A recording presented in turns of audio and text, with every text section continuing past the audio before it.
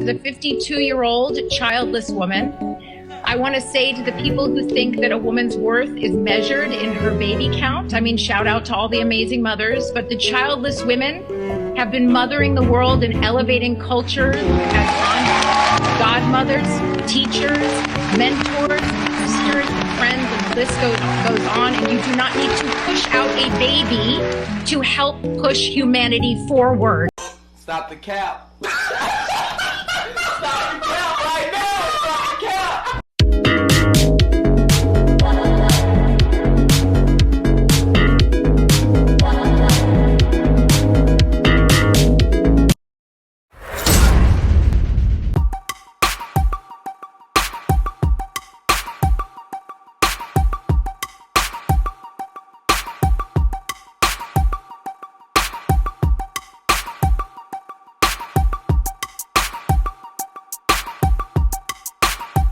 I have worn the same shape bikini since I was a teenager. It's just what works on my body. This whole like high waist where people pull it up really high. No ma'am. No ma'am. I like a string bikini that hangs down like I'm in the 70s. And I love a triangle top. It's the most flattering for my breasts. However, when I'm tanning, I am topless. Shh, don't tell nobody, but I don't like tan lines. I'm here to tell you right now, we don't care. Let me tell you We don't care. Jerry. Let me do that from the beginning. I did dream of my wedding growing up. And that's not to say that I didn't dream of the bigness of my life, but I could have spent a lot more time dreaming of my life. And you know, as much as grief does surface for me around not having children and not having a partner, I still wouldn't want the wrong partner. That's a great point for people to hear. I'm not interested in that. You have to make my life better. It can't just be, you know, I'm in a relationship to be in a relationship. So even though the grief does emerge and that comes and I hold that, I think of what I've done and I think of, I woke up every morning trying to do my best. I didn't wake up one morning and be like, I'm going to mess this day up. That's right. So I must be where I'm supposed to be. And I don't know, sometimes I think of all of the things I've done, the courage that I've had to have and what I've had to learn how to navigate as a single person with no one to hide behind. And it's built a really beautiful experience around me. And I have incredible friends. You do. Bro, post-wall babble and all the talking points that we've spent the last 3 years debunking. She's got the money and all that too. She's a multimillionaire. Post-wall babble, and like she mentioned, the marriage and the you know, the whole wrong. We know all these talking points. Yo, Cortez Smith, I see you in the building, Playboy. Detroit 313. And what's this? Oh, Chalupe 71 says good to have y'all back tonight. Thank you, sir. Cortez Smith said, yup. She interviewed all women in the fruit. Facts. All right, and then here's the second piece, and we'll start the round robin. Younger men. And a lot of it is because... Let's stop on that, folks. Oh my God, we had a great dinner. We had a great dinner, by the way, where across the table, your husband goes, but why? And I said, well, maybe because I can. Yes. I think that's a lie. I think these are fake conversational talking points to make it seem natural. Because if you notice, they're hitting all of the red pill talking points. This is a psyop. These are fake conversations. This is what I'm saying. Tales from Tracy's. It's fun. It's very fun to share. Tracy tale. But I'm sorry. But one of the reasons, though, that because I had to ask myself that question, I was like, "What is this about?" Because I want a partner, and so often, and it's not just that I'm older; I'm also very embodied. I am a full, very whole person who knows myself, who is in charge of my life, and who lives a very full, just robust life. You're in your 50s, so. It's not just age, it's like life experience and sort of a difference. But I had to ask myself the question, why? Why does this keep sort of coming up other than they're hot and gorgeous? There's that. There's that. But a lot of men my age are steeped in a toxic masculinity. and have been raised in a culture where there is a particular way that a relationship looks. And anything that starts to smell of that for me, I did enough of it where I was controlled and felt like I was a possession or whatever those things were, or prize, and I have no interest in it, and I will not do it again. I mean, we've talked about. Yo, this shit sound like her producers like found like a red pill manosphere, like Cliff Notes, and was like, okay, we'll incorporate these talking points into this show. And like, bro, there's enough red meat here, and these they're late to the game because we done debunked all this shit like 3 years and counting. So what you got for me, both clips combined? And then we'll pass it to Tito because Tito already beat this up with the live stream. But what say you, sir? Like I said, my impression is this is social engineering. It's obviously a demonstration in social engineering because she obviously is inconsistent with her very talking points. First, you want somebody who is above you, that hypergamy crap that, you know, she was kind of hinting at. And then at the same time, she was saying she didn't want somebody who achieved more. I mean, because she did say something about, oh, you know, she wanted somebody to bring something to the table. So which one do you want, right?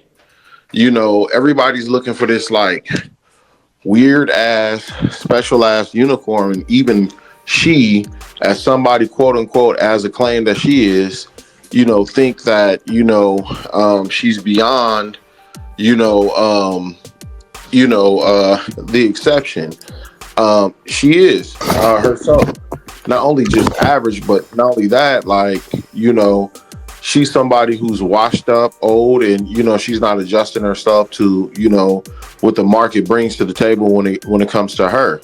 Like, so the only thing that's left to her to be, in all politeness to say, is just an older cum rag. You know what I mean? You just good for busting nuts in and nobody really planning any sort of future or family with you. You know what I mean? And she's so delusional to believe so that they're just really selling these points to women, you know, so they can continue to be in this sort of purgatory or whatnot.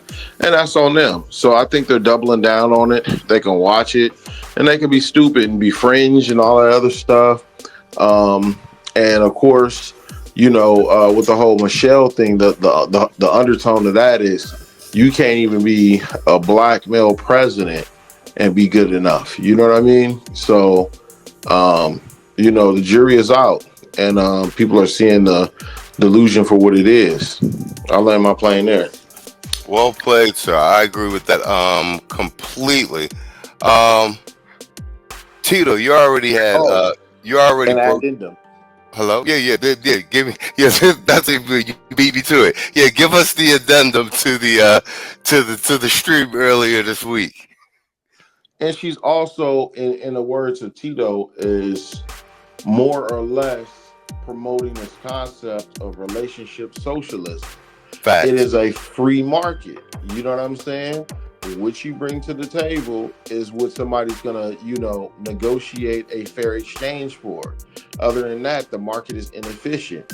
Would it look like me getting with somebody who's, you know, mid-50s, you know what I'm saying?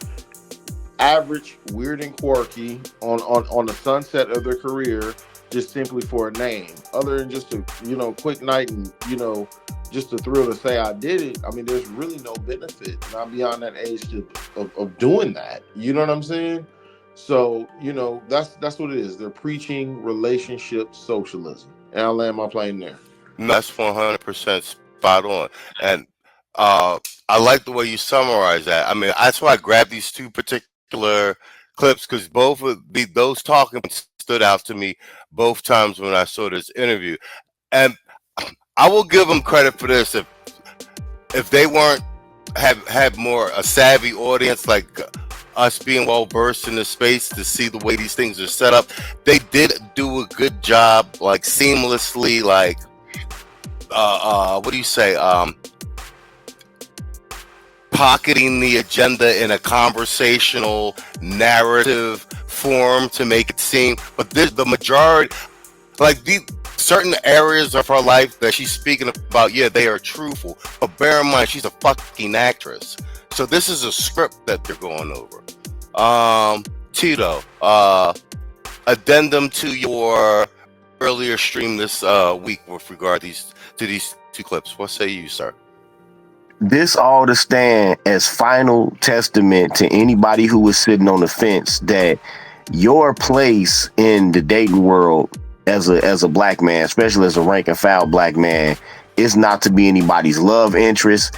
It's only to be a second choice and a fallback option. That's it. Right. And so they know that men are starting to become aware of that. So this is just a convenient way to talk their way around the fact that for years they have been sexually abusing young ass boys and cheating on their husbands with men that's way younger than them. But then at the same time will call you a predator for doing it. They really don't care about them young girls. They don't care if they live or die because they don't even take care of their own kids. And sometimes they kill their kids if they found out that the father has been awarded custody. They fight other women out in the street. They kill each other. So they don't care about other women. That whole thing about they trying to protect younger girls and older men are predators, that's all bullshit. No, what they want to do is once you get to 18, once you get to a certain age, they want to hold your ass on basically a social game reserve. So when they get through sucking all the dicks in the bar, when they get through fucking all of the niggas that they wanted to, when they get through getting ran through by the white boys in their office, well then they can come to you, right? And that's all this is, no more, no less. And for anybody that's gonna watch this replay that's sitting on the fence, I want y'all to know something. When I was young and hustling and shit out there, one of my girlfriends was a 26-year-old when I was in high school. I was 15 years old, right? I come back after I'm grown, same place I went to school in, and I was at this point, I'm like 36, 37 years old with a 22-year-old girl with me. The same people that didn't even like bat an eyelash when they seen me with a grown ass woman as a teenager had the unmitigated gall to be looking at me crazy with a fully grown adult that was like her second year into an architecture degree. No bullshit. So that's when I knew, like, you know, it's like they expect niggas to be slaves. They expect you to be slaves. But like I said, and I'm gonna get into that on my Patreon and my website. It's the Agent Smith paradox.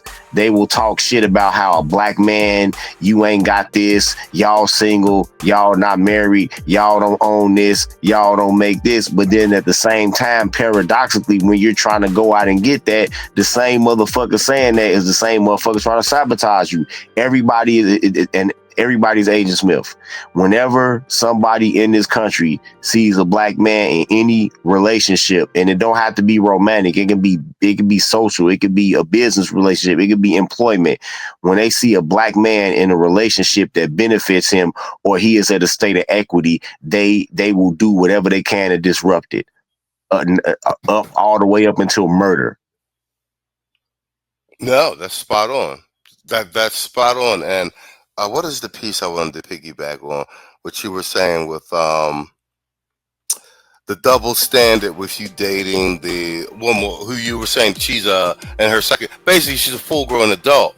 But I think that a lot of that is the layover from the plantation culture, like them controlling black men as a utility, reinforcing that your only usefulness is as a utility. And And then see what they feel like is that in 1865, when slavery ended, the control and the direction of black men's mating choices got passed directly from the white man to them. Exactly. That's what they feel like. There you go. You finished the tail end of my sentence. Exactly. That it's the layover from the plantation culture, and it's that this whole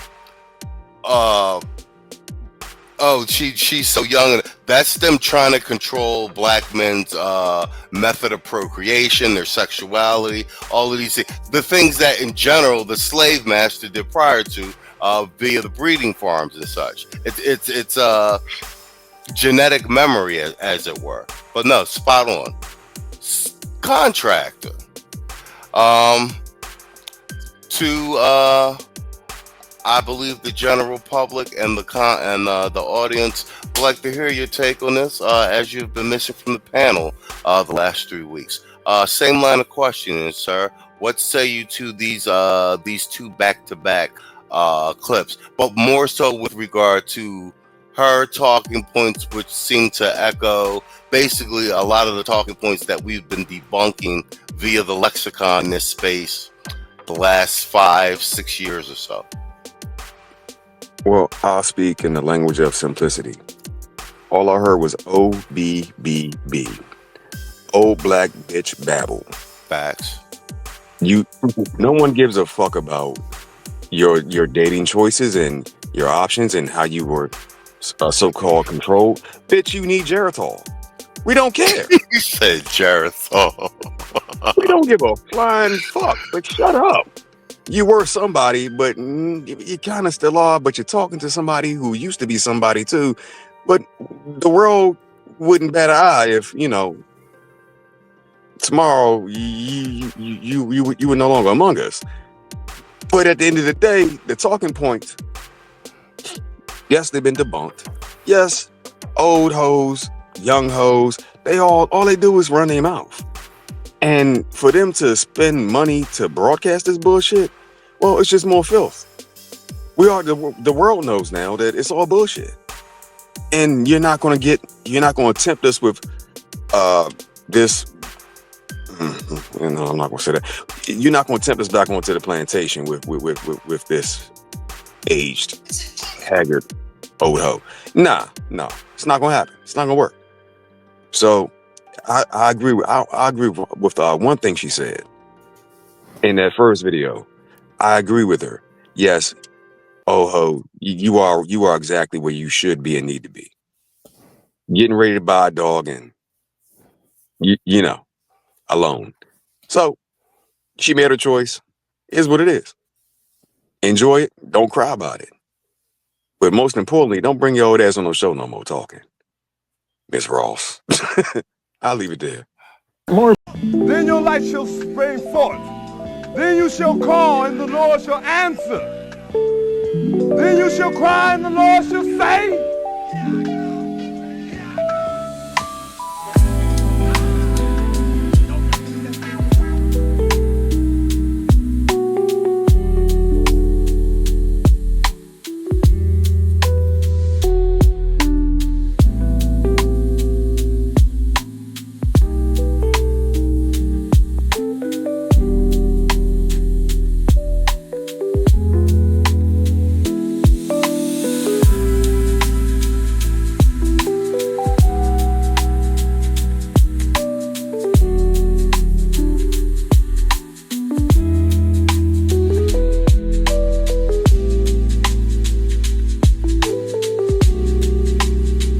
I don't know how to put this, but I'm kind of a big deal.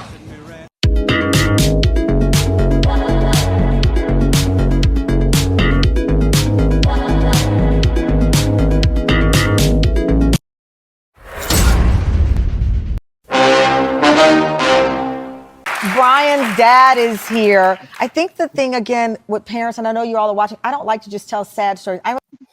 Saul said that shit on Thursday. So how come the narrative isn't that his dad had the conversation with him? About what do we do about it? His brother listening and noticing was the key. And that's a big part of this for all of us. We got to see it and call it out. His brother literally started to deprogram him. See, they use the word deprogram. What is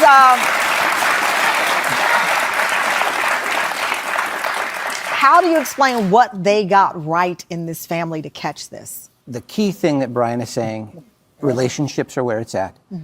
particularly in the online space, we have to talk to our kids regularly about the content they're consuming. We cannot control all of it. Don't even try. It's a fool's errand. Yeah. What we can.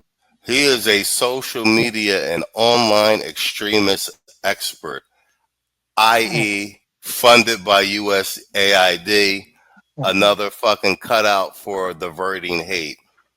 Do is we can have an honest conversation where we listen to each other and we have frank discussions about it. You know, I think that everybody here have kid, you've had to have like the sex talk. Yes. Not comfortable, right? How is this beta male like slash cuck like even any type of authority on masculinity or what's going on in the internet? All this is like some feminist script and produced. Like this is so bad and cringe. You've had to have the talk about drugs. You have to regularly have that same talk about your experiences on the internet. Wow. Brian and Bon are going to stay with us. We have more. We're going to professor and counselor. 3 important tips every. All right, that's a wrap. Tito, what you got for me?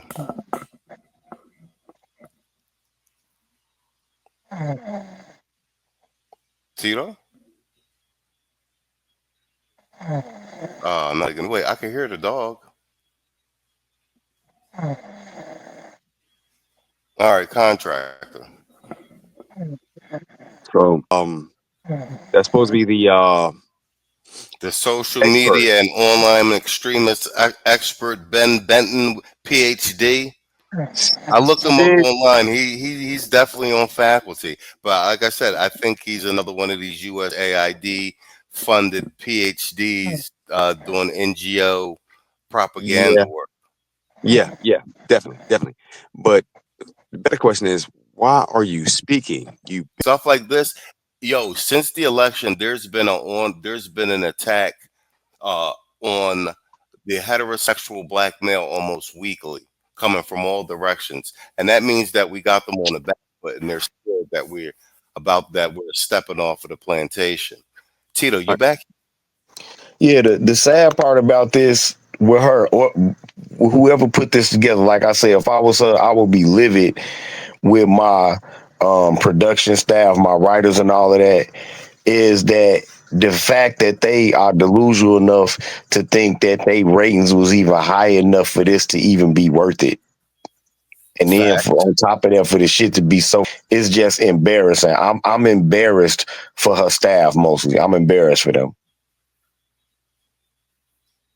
I'm embarrassed for them. They could have brought on somebody, at least if they was gonna play this young black male angle, they could have brought on somebody that was more of a convincing actor than this, because this dude is real fucking hollow and real stiff. And yeah, they could have had him at least watch some content before they had him.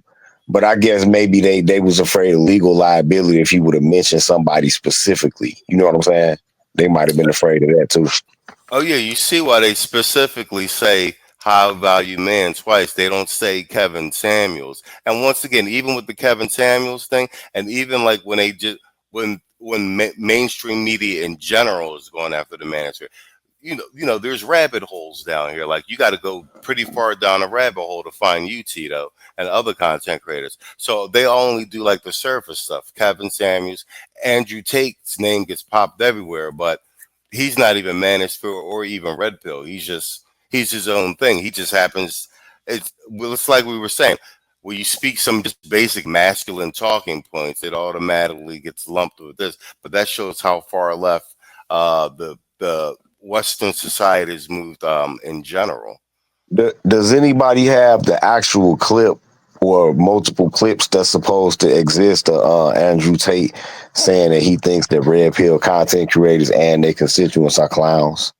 Yeah, we can find them. There's a lot of. He's always calling like that, but these red pill weirdos and these red pill clowns, and he doesn't like who else? Jordan Peterson either, because I think he banged his daughter. Oh, okay. She flew out to see him in Romania, and she keeps saying nothing happened. Like, okay. Damn. Saul, why don't you wrap this segment up for us, and then I guess, and you guys can play tennis with us if you like. But just the overall, what do you, I mean, aside from stating the obvious, but what do you think the overall incentive of demonizing? And this is picked. They could have picked any black male, but they picked a specific age demographic black male to do the smear on, similar to more birth of the nation type thing. But what do you think the angle is with this? I think maybe the underhanded angle could be to show like, hey, shitting on black men is still big business. I think that it's kind of a more or less to try to replace messaging. You know what I mean? Facts. As we could see, as we seen earlier, what NBC had on there. You know what I mean? With moderated, black male voices. I mean, we've already seen these organizations pop up out of the blue just before the election. Black male vote, those black male healing circles, and the weird brochure that was going around. Yup. Yeah, them dudes that was going town to town. Yeah. Strangely enough. And Rich, and they was coming to Texas, and Rich was like, "I'm gonna pull up on them." Exactly, them types of groups of people, and now all of a sudden they disappeared. Now all the money gone. Now all the money's gone. Facts. Exactly. So I think it's to try to pivot guys to organizations like that. I think that's the end game here, to prepare for midterms, and to use the sort of democratic power to obviously enforce that with teams to promote monitoring, and I think that's what it is. It's an alarm call. It's an alarm call. At the end of the day. So no, I agree with that.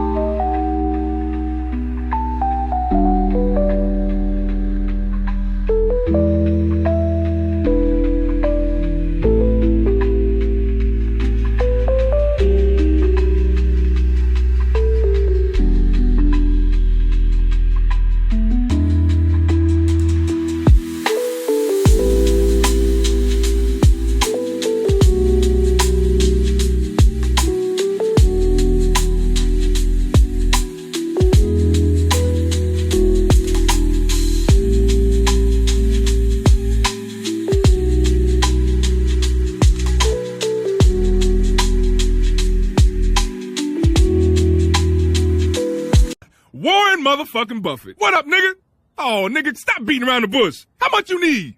$2 billion? I'm giving you 8. And don't pay me back, nigga. You good. All right, my nigga. Brown skin say he ain't sold shit. The Magnificent was all fucked up. Where's the target? Allah, make my testicles strong against the boot of the infidel. Where is the target? My gonads are indestructible. My penis shaft is strong like the oak tree.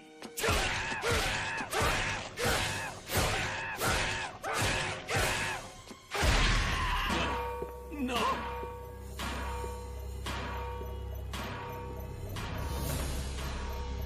Oh, wait a minute. Okay, look, maybe I was being stubborn. Let's try and talk this out. Wait, remember, the target is Scripted and set up joints, they be having like soft targets and shit. But this shit blew up in Van's face. So I think it's 2 Keishas and a black man. 3 voters, yeah. So we got Van. And then we're going to get Roland Martin's response to this CNN piece. And I'm more in particular interested in Roland Martin's response because you can see he's still getting his paycheck from the DNC. And he's the attack dog slave catcher. And but I'm more interested in the talking points and how they call calling them low information voters and stupid. It's this whole intelligentsia boule attitude, which is interesting. Trump again, yes or no? Yes, I would. Now, in the future, I am not a diehard Democrat or diehard Republican. If there were a Democratic candidate who was more aligned for me, then I would vote Democrat. If you go back in time, would you vote for Donald Trump, yes or no? Yes. I think I might know the answer on this next one. He said yes. It's immediately yes. No, I'm sorry. If you had to do it all over again, would you vote for Donald Trump, yes or no? 1,000% absolutely. And this is a setup. They picked two quiches and a black man because they assumed that the black man would say yes, but they'd be able to turn at least one or two of the quiches. Because from a demographic standpoint, somebody put vaginal van in the chat. Y'all niggas is funny as shit. They figured that one of the quiches would turn since the majority of the quiches voted for Kamala, and then if two of the quiches or at least one of them turned during the interview, that the two quiches would pressure the black man into saying that he regretted his Trump vote too. And that's why I say this focus group joint setup, it blew up in Van's face. Absolutely yes.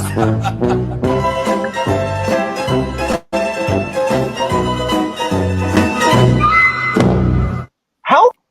Yo, International Quiet Storm said producers in the background yelling abort mission. That's funny. How the hell did Donald Trump figure out that the mainstream media is the fringe and the fringe is now the mainstream? How the hell did Donald Trump figure out? I mean, Joe Rogan is obvious, right? Like, we knew the guy had a big audience. It's not like we were like stunned, but like, how the hell was he, the 78-year-old guy who doesn't even have a computer and still like writes handwritten notes? How did he become the guy who cracked the code on, to your point, running a cultural, I don't even want to say campaign, running it was a movement. Look, heading a cultural movement versus a campaign.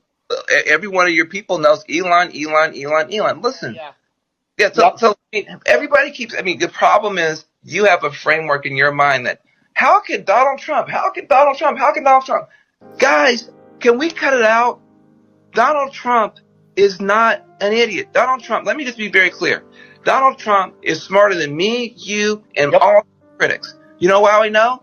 Because he has the White House, the Senate, the House. Totally agree. Court, the popular vote. He has a massive media ecosystem bigger than the mainstream built around him and for him, and a religious fervor in a political movement around him. And his best buddy is the richest person in the history of the world, and the most relevant Kennedy is with him. This dude is a phenomenon. He is the most powerful human on earth and in our lifetime. And we're still saying, well, how was this guy? We look like idiots. Okay, y'all think I'm gonna do that? I'm gonna mess with y'all and say this to take y'all out. I thought you loved this man because he's so authentic and he's such a truth teller. But you need to know the difference between somebody trolling somebody, and this is a prime example of him being a troll. If you had to do it all over again, would you vote for Donald Trump again, yes or no? Yes, I would. Now, in the future, I am not a diehard Democrat or diehard Republican. If there were a Democratic candidate who was more aligned for me, then I would vote Democrat. If you go back in time, would you vote for Donald Trump, yes or no? Yes. I think I might know the answer on this next one. She said yes. It's immediately yes. No, I'm sorry. If you had to do it all over again, would you vote for Donald Trump, yes or no? 1,000% absolutely yes. John, those are three of the dumbest people I've ever seen in my life. Okay, so let me just... Rolling big man. Rolling big man. Unpack what I heard. Now I know Morgan's like, oh no, you can't go there. Actually, I can go there because those are three idiots. First and foremost. Well, I want to hear the rationale. No, here's why. Yeah, I want to hear the rationale too, right? I want to hear the rationale because I don't think they're dumb. I think they're pretty smart. First of all, when the woman in red, yeah, I was listening to Candace Owens. We know she lies. We know she just lies. Well, I was listening to Candace Owens and I read her book. okay, you're listening to a grifter. Okay, so she's not giving you factual information, she's a grifter. Let's go to this idiot dude who needs a haircut. Okay, so he's sitting here, yeah, TikTok is the holy grail. I'm not getting my information from news channels, I'm getting it from TikTok. Here's what we know based upon polling. People who got information from news sources voted more so for Harris because they got factual information. Folk who got their information from non-news sources, they voted for Trump. See, he says this as if that means that Trump supporters are uninformed, right? Or they are misinformed because Trump voters don't get their news from mainstream liberal media, right? Trump voters actually do their own research and they don't believe all the propaganda that comes out of the mainstream liberal media. Now, again, the reason why the people who consume mainstream liberal media vote Democrat is because, again, the media is overwhelmingly biased towards Democrats. So right there, he's... All right, we're going to stop it right there real quick because that's up until that point. So, because I want to frame it, and the key point, not the key point, but the main... Roland pining that two things. He pointed out that this is based on the research. They found out that the majority of people who got all of their information regarding the election, leading up to the election, from mainstream media voted for Kamala, and everyone who got their news from alternative news sources, i.e. podcasts, internet in general, doing their own research, who have voted for Trump. That's just across the board. And then also Roland's whole stance being he didn't attack any policy or anything like that. It's just more demoralizing, shaming language. I mean, he's getting his paycheck and what have you. But that's all the Democrats have in general. And shout out to Hoop. so we get it in real time. He said 3 things are guaranteed: death, taxes, and Van Jones crying. That's a whole fact, though. Man, fuck all you hoes. Fuck you and your mammy and your granny too. And fuck all you hoes. I'm sick of this shit. Fuck all you hoes. And fuck all you. Don't give a damn, bitch, what you wanna do. And fuck all you hoes. All right, so you want to take this at the top and we pass it off to Tito? Because Tito and I looked at some of this backstage before the show. What say you? I'm a punt and come back on the back end. All right, perfect. Go Tito. Then that's my alley-oop that to you then. All right. You know, man, if they thought their numbers was bad with black men before, this shit is like a race to the bottom. Right? Because number one, you putting out these transparent hit pieces, you insulting people's intelligence. That's the first thing. But then when you do actually go out in the field and you run into authentic people, you sitting here freaking out over their choice, which reinforces what we say about the cult mentality that you motherfuckers have, which reinforces what we say about the plantation and all of that. Y'all are reinforcing black people's worst opinions of y'all as a political polarity and as a party. This shit is a race to the bottom. And I don't know. They talking about that it's a changing of the guard and that they're going to primary Chuck Schumer and that they're going to primary a lot of these older Democrats and all of that. I'm wondering when are they going to get rid of some of these media talking heads? Not that I want to see their party advance, but I'm just out of pure curiosity. When are they gonna wake up and find out that niggas like this is like this is paving the way to them becoming an obscure party and maybe not winning like nationwide elections no more, just local elections. Because that's what I see coming out of this. They haven't hemorrhaged enough of the black female vote yet. That's what it is. You know what? You're right. They haven't hemorrhaged enough yet.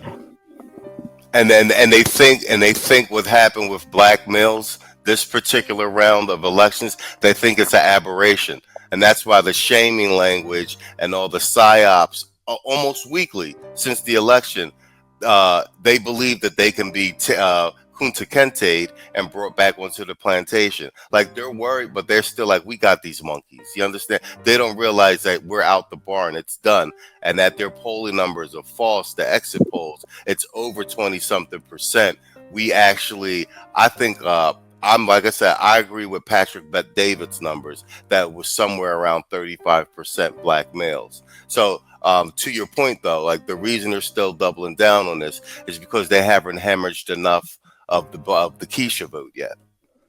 Well, they need to start looking at. They need to look at what. Wait to the 2030 census, and then but now in between, then they should look at the numbers on these dating sites, man. That'll tell you what you need to know, man. Keisha's influence over black men ain't what it used to be. And every time you get one of these celebrity deaths, every time you get one of these weird online phenomenons like the 100-man versus a gorilla, and then they want to come in and break that up because they see niggas having too much fun with it. Every time you get something like that, the influence is just getting less and less and weaker every time.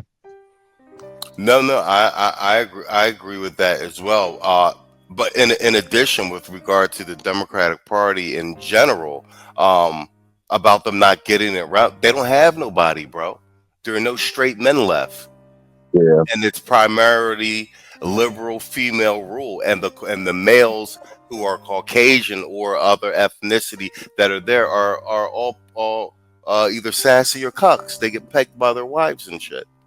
It's they're the socially engineered, softer, gentler male. Do you understand what I'm saying? Yep. They've got no feelers into the real world with regard to what's actually going on with men. Because you just think about it, on the men that they get to on their side of the party to actually talk about the quote unquote manosphere. Just think about it this way with your algorithm. Like, what if you're a man just in general on YouTube or any type of social media, what are you actually watching in your algorithm that none of our fucking content comes across your feed? You understand what I'm saying? Yeah. Facts. Contractor, what say you to one Van Jones Van Jones psyop blowing up in his face, and then this initial piece of Roller Martin freaking out about it? Well, I'll be polite and I will yield my time to my brother that's been waiting. But I will say this: if this is your best you have to offer, Mr. 1, 2, 3, the guy in the middle, Mr. Man Bun, He said, y'all "Man, fucked up. bud." Y'all fucked up. Okay, I was thinking the same thing when I was putting this together. Like, does he really have man bun on here? Yeah, but That's what he wants to go with. I was thinking the same thing, bro. But then the dude on the far right, he looks suspect as hell. Like, Oh no, half a hotep, half a hotep.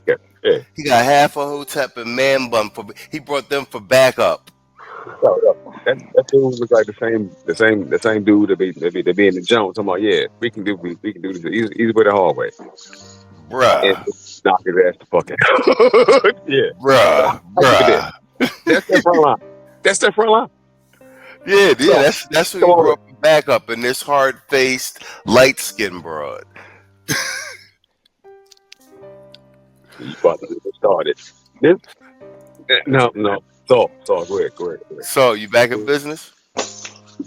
Yeah, I'm back in business. I mean, I think that this is more fuel to the flames with us. You know what I mean? You actually are starting to have, even chicks, talk more conservatively or whatnot, so they can try to double down and solidify, but all that's going to do is, make them out to be the fringe, weirdos that they are, and before long, this party is just going to be, quote unquote, that party that is empty as Sunday church when it comes to black men, and that's the way it's going. They can go ahead and do that. What do they call that shit? That trail riding shit, and have at it with each other. You know what I mean? And it seems like the way they're crafting things consistently with the visuals and the through line with the show, from what I'm seeing tonight, is that the only acceptable man vis-a-vis media, particularly black men, are men with moderated masculinity.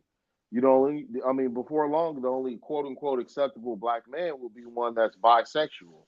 You know what I'm saying? And that's it. That's the through line to me. You know what I mean? And this is problematic. None of those interests align with us, when it comes to straight, traditional, family-oriented, entrepreneurial, innovative, you know what I mean? None of that factors in, you know what I mean? So this is what it is. And I'll land my plane there. Hello? My bad. I muted myself up. They had fucking cars going by and shit. Columbia, it'd be loud down here at night. Yo, let's before we let me hit these 3 super chats from Detroit. 313, and I've been reading them while we've been running the segment. He said, for the $10 super chat, he said crypto is taking over the American dollar by Trump, while the American dollar crumbles down when Ripple will wipe out the national debt, which is why Trump had to pause the tariffs. I think you're partially right on that. And like I said, he's sprinting. This is the first 100-day sprint, as he should. I think in the next 6 to 12 months, we'll start to see the upside with regard to the cuts, the $1 trillion investment, plus the income coming in off of the tariffs. And then with him backing off the tariffs, like I said, anybody who read Art of the Deal, they know that the tariffs it's just leverage. It's just leverage to get people. If he had called them like, hey, we need to talk about better trade thing, nobody's going to blow it off. When you start bleeding money every day, you pick up calls and then you're ready to negotiate. That's how Trump's always done business and brilliantly played, and he's nimble. And then, like I said, they're always real-time negotiating. And then him securing the Bitcoin depository, like to be almost in place of Fort Knox. I agree with that as well. Like I said, I think we'll see a lot of this play out closer we get to midterms. I think but I definitely think you're onto something with that. Man, fuck all you hoes. Fuck you and your mammy and your granny too. And fuck all you hoes.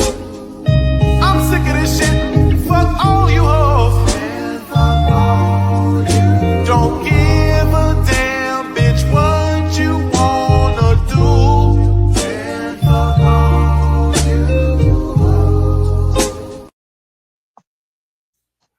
And Detroit 313 with the $5 super chat. He said, actually, crypto is taking all over the world. Even Xi Jinping and Putin said Bitcoin and Ethereum can't be stopped. Yeah, well, that's spot on. Also, China has actually mined most of the Bitcoin. They actually have their own crypto, and they trade the currency markets. And actually, Russia owns they have huge mining like super gigafactories, and that's been since 2013. And that's why Putin was so confident to set up BRICS and everything, because I think not getting into monetary policy or anything, I think they're going to try and deleverage a little bit with their currencies, and most of these countries are going to use the crypto the same way we used to use gold. Not so much to back up the currency, but as like a reserve, as a reserve of a reserved currency, if there is such a thing. I think you're spot on with that as well. Man, fuck all you hoes.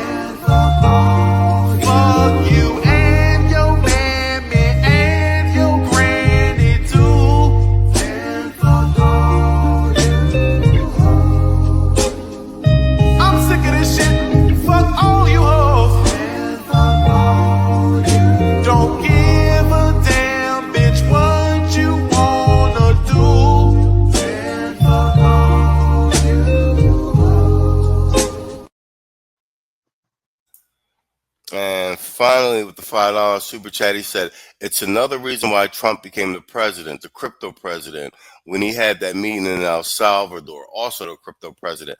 And Elon and a few other people actually sold him on it as well. Like I said, Trump's a businessman, and and bear in mind also, NSA, when they stole all those servers from Silk Road and all that, like, we own a tremendous amount of the original block. And that's why Trump's making it that if you want to sell your crypto, you can sell it directly to the government. They're really going to try and pay down the majority of this debt.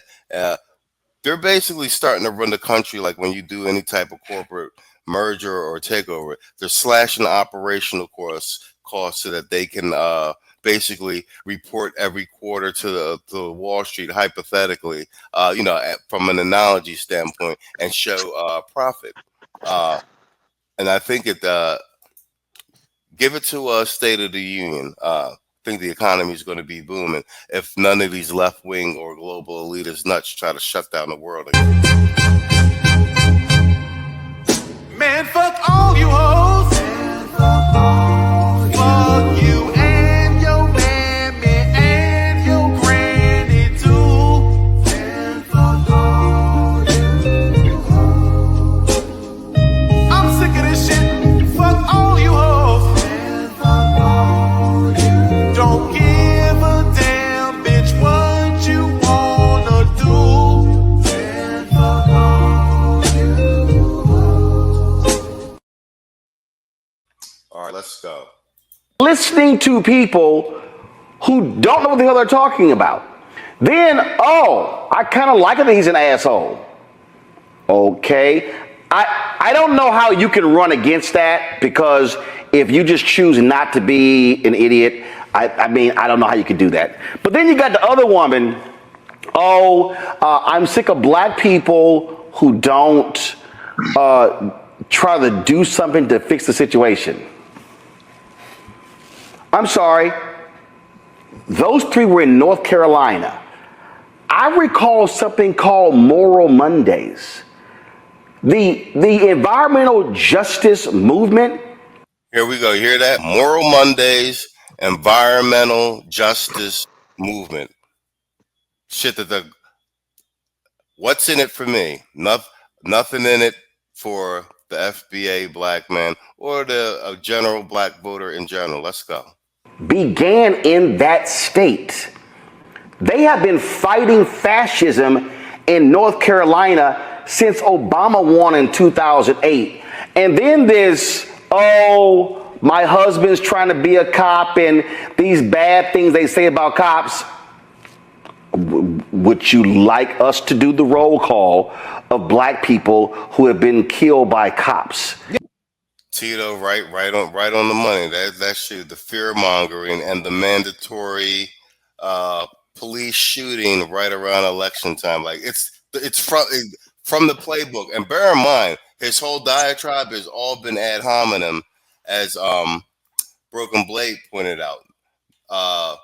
No policy, and he actually didn't refute anything with regard to why these people said they voted for Trump and what they were happy about with regard to his first 100 days. All ad hominem. Yeah, I mean, that's fine. You could do that roll call, but we can also do the roll call of white people who've been killed by cops. And it's going to... But would you like for us to actually do that? I mean, so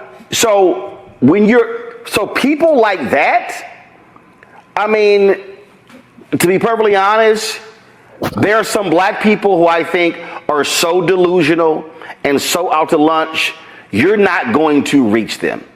I don't believe that that's who you should be going after. AKA, we can't bring them back to the plantation, right? They're far gone. They've escaped. Okay, they're north. Those three. You're not going after them. Okay? Because if you're so willing to believe lies, and then you promote the lie that you heard, i.e., if you're so willing to think for yourself or come up with your own conclusion about who you should vote for, and then go and convince someone else to do the same thing, That's the translation. and it's not even remotely factual, then what in the hell, how in the hell do you counter that level of stupidity? So I can comment on this.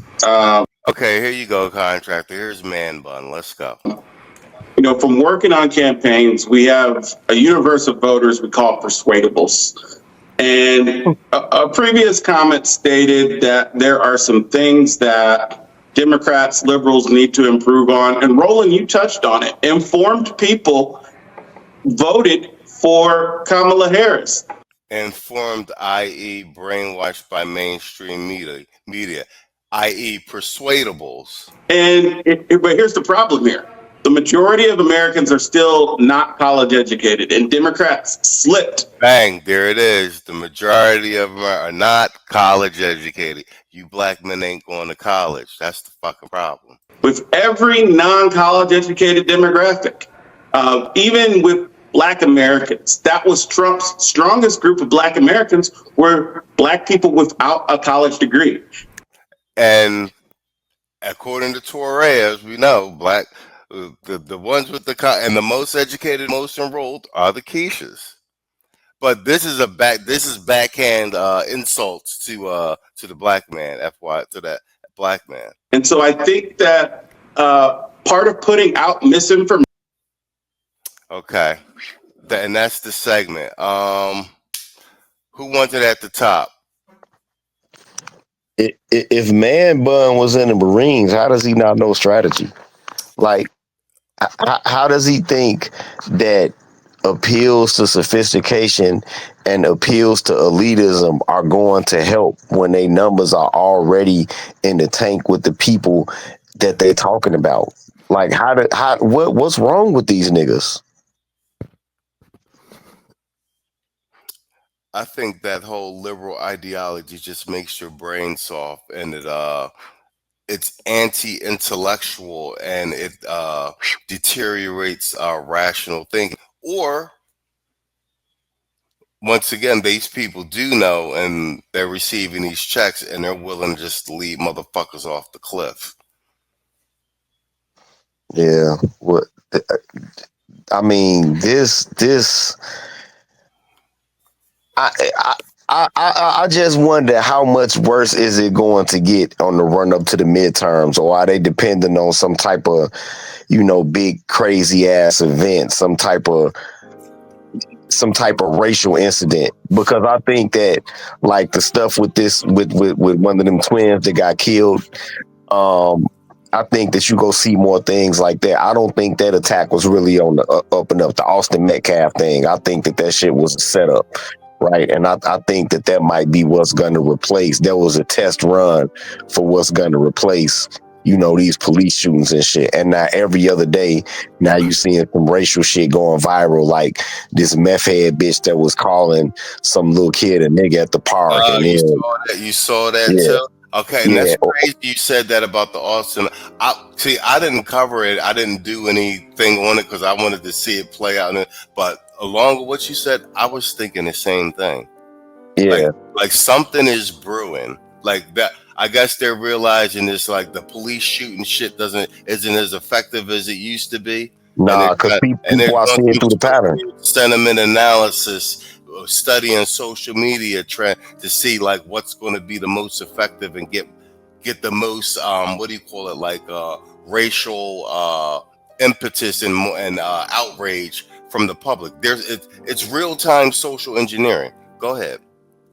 Yeah, people are seeing through the police shootings. Like, I think that they had blew they wad a few years ago with the police shootings and shit, but it really, really got exposed when they did, what was it, this Sonya Massey, because it looked extra fake and extra set up. Like the fact that it wasn't no blood on the wall, all of that shit. So I think they going away from the police shootings and they going to like these little tiny individualized racial events, even if it's something that where nobody dies, like the Chinese girl calling the black whoever she was talking to a nigga a whole bunch of times, or then the white girl calling the kid a nigga at the park. They now that's they go to try to stir up racial division and all of that shit.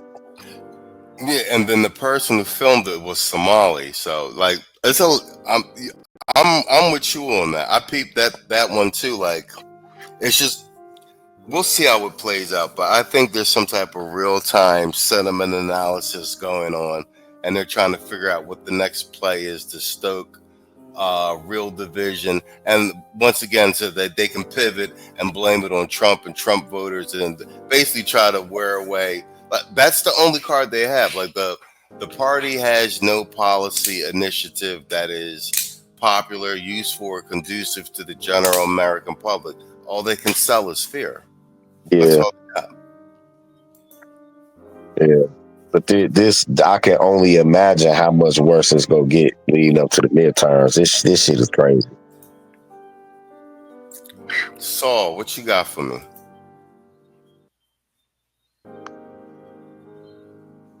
I think you muted, Playboy.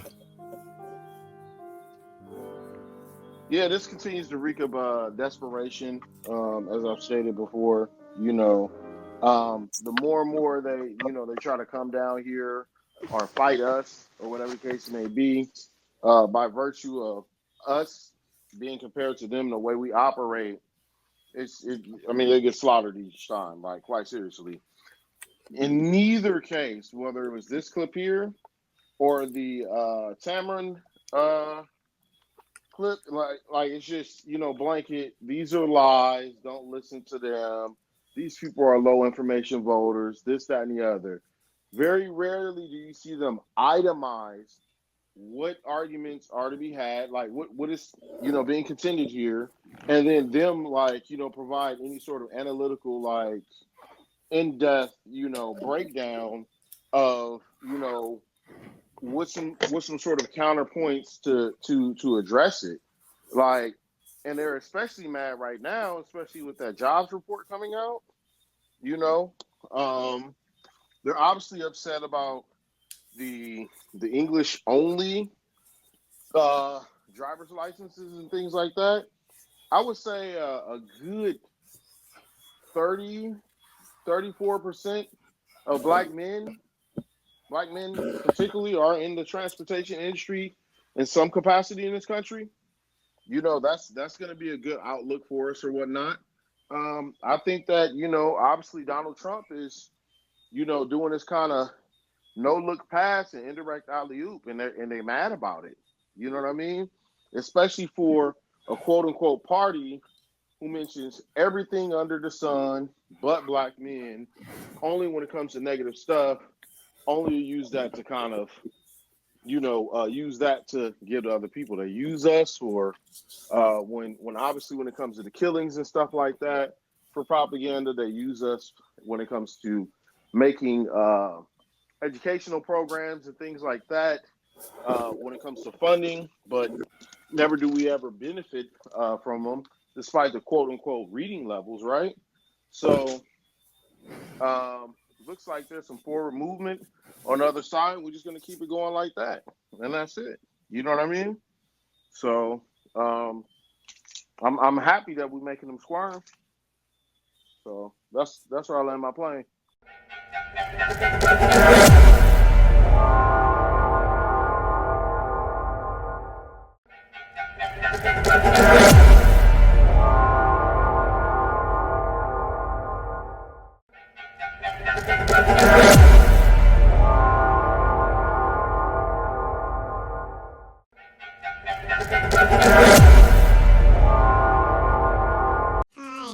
Still alive out there? Good. This is Max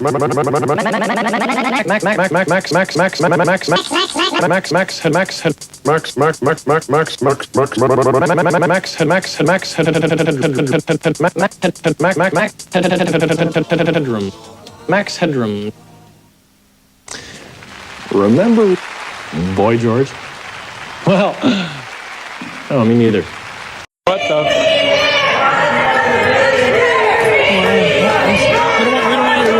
Wait, but what is this? Whoa, what the?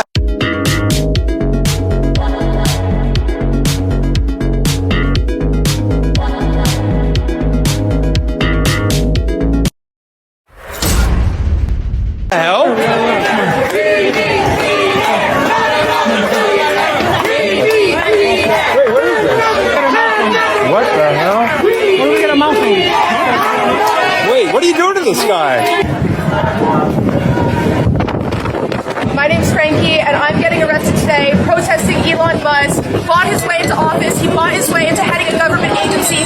He bought his power at the expense of the American people, at the expense of our environment, at the expense of our world and all of the people in it. Ladies and gentlemen, for weeks now, radical far-left progressives have been terrorizing Tesla dealerships across the country. But as of yesterday afternoon, we've now got concrete proof that all of these protesters have actually been getting paid. That's right, all of this chaos was fake, a total performance, a paid-for political stunt, and the group behind it, a far-left activist organization called Indivisible. You see, yesterday afternoon, several online investigators discovered that Indivisible was offering $200 per day to individuals who would protest outside of Tesla dealerships and cause as much of a disruption as they possibly could.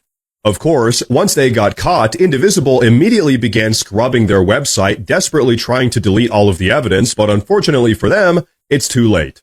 Dozens of screenshots already exist, and various online tools like the Wayback Machine allows us to see their website before everything got deleted. In fact, take a look at this. The Trump-Musk coup is underway, and we're all paying the price. Through his farce agency Doge, Elon Musk and Trump are dismantling democracy in real time and ripping apart the services millions of Americans rely on. Every Republican must feel the heat for their complicity in the Trump-Musk coup. Every Democrat must know that we've got their backs when they fight back. So, let me get this straight. They're accusing Elon Musk and President Trump of a coup while paying political operatives to vandalize property and terrorize citizens across the country. That sounds a whole lot more like a coup to me. But you know what? Let's not kid ourselves here. Indivisible didn't magically come up with the money for all of this on their own. No, they had a wealthy benefactor. And who might that be? That's right, George Soros. Once again, Soros is bankrolling the chaos, pulling the strings from behind the curtain, funding yet another far-left war on democracy and basic American decency, and anyone who dares support. Social media activity indicates some very loose but self-proclaimed ties to the Communist Party USA social media group, as well as social media groups called Revolutionary Communist International, Hidden Palestine, Palestine Action, and a variety of other social media groups.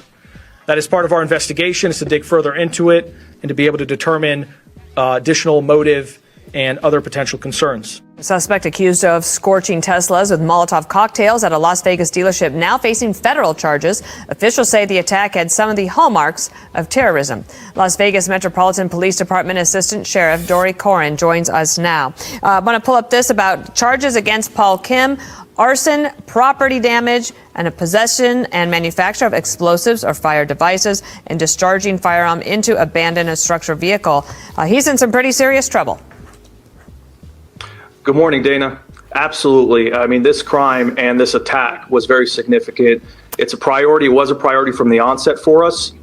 And ultimately, we've put all of our resources behind it to make sure that we solve this case in record-breaking time. In fact, over 250 detectives, agents, analysts, and specialists worked around the clock for 8 days just to ensure that we held the person responsible for this attack. The Attorney General, Pam Bondi, was on last night with Laura Ingraham. Here's what she said. That was remarkable police work, working with the state police, our FBI. They have been going nonstop on this case. This guy is in custody. Laura, he is facing 5-year minimum mandatory to 20 years in prison. And this was great police work. This guy thought he got away with it. So these people better look out. They better cut it out, because we are coming after you. And at my direction, there will be no negotiating on these people. We are not doing any plea negotiations on them. So they better cut it out. Sheriff, do you think he acted alone? You know, at this time, we're looking at all options. We believe right now that he is the only actor in this particular incident. However, we're working very closely with our FBI partners to determine whether this act was connected to any of the other attacks that have happened elsewhere in the country. The reality is we have a tremendous partnership with the FBI, one that actually is multi-layered. So not just our partnership with the local special agent in charge, but also our partnership with the FBI director. As you know, this is Director Kash Patel's hometown, and he cares deeply about keeping our community safe just as much as he cares about keeping the entire country safe. Social media was something that you talked about after he was arrested. Is there anything that you can tell from social media to help prevent these from happening in the future? We know that calls against Tesla are coming hot and heavy all across the country. Well, I can speak for Las Vegas, and there's absolutely zero tolerance. The sheriff here has made it very clear that we will put the full weight of the entire police department on any type of act like this to ensure that those persons are held responsible. And we also have a variety of prevention efforts happening in real time as we speak. So the reality is the counterterrorism apparatus in Las Vegas is second to none. The federal partnerships are second to none. And do not expect to come to Las Vegas and get away with any type of crime or any type of attack. And I'll just add one last point here, which is the sheriff has made it very clear that he wants to make LVMPD, the Las Vegas Metropolitan Police Department, the most technologically advanced police department in the country. We are doing just that, and this case is a testament to that goal. We've deployed a variety of advanced technologies to include drones, automated license plate readers, facial recognition, forensic analysis on DNA, forensic analysis on other types of evidence, and a variety of other technologies. And that, plus the hard work of the men and women of the police department, was the reason why we were able to solve this case with very limited information from the beginning. Fascinating, and I'm sure that other police departments will be paying attention and maybe even giving you a call to find out how they can also do the same. Sheriff, thank you for being on with us this morning. All right.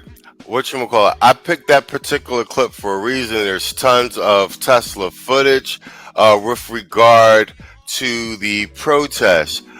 Tito wanted to cover this segment. I'm going to preface it by saying this. I got Pam Bondi on there. She already issued a full verbal warning to Crockett, who's actually from Houston, calling for the day of destruction and takedown for Elon. Crockett is also having charges pressed against her for assaulting a journalist. So that's wonderful and good news. Two things. The Tesla attacks, of course, they are friggin' coordinated. Kash Patel, Trump, and Elon have all mentioned that, and I'm sure that they're working on it, not leveraging their hand. I picked this one in particular. I don't think that it's an accident that this guy has communist ties, and oddly enough, Korean. We know George Soros' money is behind a lot of things, and that they're attempting to short Elon's stock price, and also probably to Tito's point that he made earlier, which was spot on, with the financial trouble, trying to put him in a position where he'd have to sell Twitter, because they got to get Twitter out of the way to get mainstream media back in place. It's not going to happen. You could always just get a loan from Donald. Can I say something real quick? Go ahead. Like super quick. I'm glad that George Soros' name is finally starting to pop up, and it's not conspiracy no more to say his name. Facts. People have been saying that shit since 2018, bro, and beyond. People are finally acknowledging he's a big financier of all these Marxist movements. That's all I want to say. Oh yeah, well that's his MO. Because George Soros, he crashes economies. He got tired of crashing companies with hedge funds. He's got a God complex. I was actually a big fan of Soros when I was in finance in early years. I've read his book, The Alchemy of Finance, like 10 times. That being said, Tito, I'm gonna let you take this at the top, and then we're gonna pass it off to Hoop. What you got for me? First of all, man, I hope that Mr. Kim went to a steakhouse and he went to a hoe house before he did this, because he's about to miss a lot of summers. I just want y'all to know that, yeah, he got these state charges, but you know that state charges run consecutive from federal charges. So it don't matter how much they give him, he still go, after he done with his state case, they go send him over to get detained by the feds. And then he go fight his case with the feds there. And then after that, he go get bounced back to the state to do his state time. And then once he done with his state time, he go get bounced back to the feds to do his fed time. I've seen this happen to guys before, but the guys that I seen it happen with, it was like drug charges, murder conspiracy, shit like that. You know what I'm saying? Weapons selling guns. I seen niggas get deported for selling guns, all type of shit. But yeah, he about to get a whole lot of time. But man, the same old Democrats, when they don't get their way, shit gets blowed up, shit gets burned up.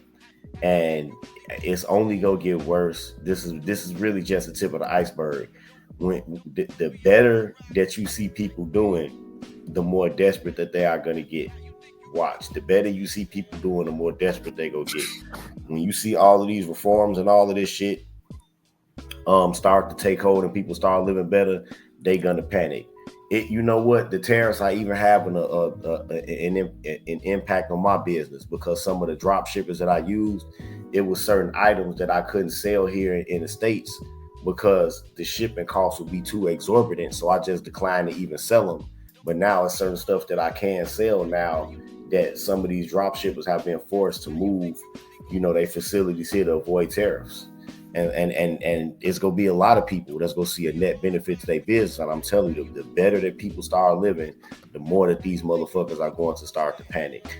But this is, and I want y'all to be mindful of the faces that you see on TV, even if you have to record. Sometimes you see some of the same faces at these different events and rallies and shit. I don't know if they quote unquote organizers or if they crisis actors or what the fuck they are. But this is real choreographed. This is real orchestrated. This is some provocateur shit. It is, and it's not going to end well. Well played. Hoop, it's all yours. Same line of questioning. What say you? Well, to me, this seems like, my undergrad degree was in criminal justice. So one thing we learned about, preventing crime or what have you. So I'm going to go surface level with this, because Tito kind of going level 2, which is more of the big play. But I'm going to keep it in bounds of just, normal, evaluation. So in the criminal justice field, for you to prevent people from doing, like acts, is you have to have a deterrent. And to me, he's patient zero for this shit. Because as we know, man, these Marxists, these leftists, their whole thing is to destroy and rebuild. Like, they have no long-term solution for anything. It's always whatever's in power. I want to tear it down. That's it. And this is what you see the new wave of it is. And I just find it funny that, J6 is everybody's, soup du jour, indictment on, right-wing ideology. And proposed violence. But mind you, there were no fires and shit. I see where you're going with that. I like that. Correct. So we all watched 2020, bro, with binoculars from our houses with a mask on. We all saw that shit unfold. We saw niggas crumping for justice. We saw niggas tearing shit up. We saw chopping chads. We saw all this. And these motherfuckers, I watch a lot of CNN. I watch a lot of motherfuckers, and they just act like that never happened. They act like it never happened, right? So here we go, 4 years upfield after J6. These niggas up to the same games. We just talked about Soros last segment. It's the same shit. This Hegelian dialectic, pressure from above, pressure from below bullshit. They back on it. And it's just funny that, the main talking heads, the pundits or what have you, the Roland Martins of the world and beyond, they never want to talk about this shit, because this is what they do. They go tear shit up. They go destroy property. They go, man, bro, in real life, these leftist niggas will unfriend you. They will, basically slander you if you do not align with them from an ideological standpoint. This is just who they are. So me, who I'm a centrist who leans right, I just mentioned I vote for Trump. These niggas be going DEFCON 5 on me, proverbially speaking. But this is just what they do. So it's just funny, man. Like, I honestly, man, I'm enjoying the show. I'm sitting back in, because let me kind of lament to my personal life a little bit. These motherfuckers be like, see, this is what y'all voted for. This is what y'all voted for. I'm like, yeah, this is, nigga. Like, what you fucking talking about, nigga? We smooth over here. That's y'all panicking because y'all see it through the lens of y'all liberal, progressive perspective. And you got to understand that that's not how we view this shit. Like, we smooth.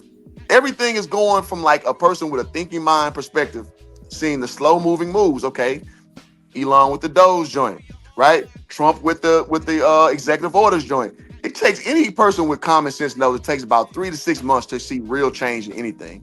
And these niggas just crashing out. Day 30 they was crashing out. You feel me? So it's just funny to watch them slowly walk themselves into their own political ideological death, because they can't think past their own feelings. And I'm loving it. So what do? They go and do these little things out here, bombing Teslas, shooting up Tesla dealerships, and my coworker, his wife works for Tesla. They come in and making death threat calls. They come in and just cuss people out and walk out. That's all they got. That's their only play. And my thing is, I land the plane here. Keep doing it. Keep bringing in Crotchet and AOC and nigga, keep it up. Cause y'all gonna get y'all ass whooping midterms, and y'all keep it up real good. And you'll get your ass whooping 2028 real good, man. I'll land my plane there. My nigga. All right, man. You guys are helping make this a good segment. Y'all coming in hot. Well played. I'm gonna pass this off to Saul. Saul, help us close this segment out. The floor is all yours, sir. I think much to Proof's point that somebody need a example set out of their ass at this point. You know what I mean? Where the hammer just gets really slammed. Just so that rhetoric like this. Because as I've said before, the Democratic Party has been a party of tolerance until you actually disagree with them, and all kind of coons, N-words, and other pejoratives that you would think come from some guy in a white sheet burning a cross ritualistically in the middle of some damn southern forest will be saying. So I think that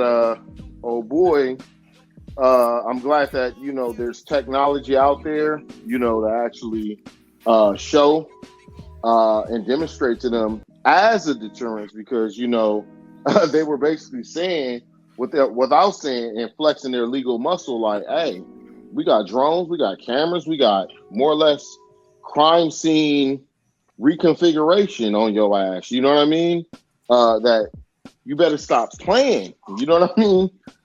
So much like, I forgot who said it earlier. I want to say it might have been Tito, that the Democratic Party enveloped more of its fringe elements way back in the 60s,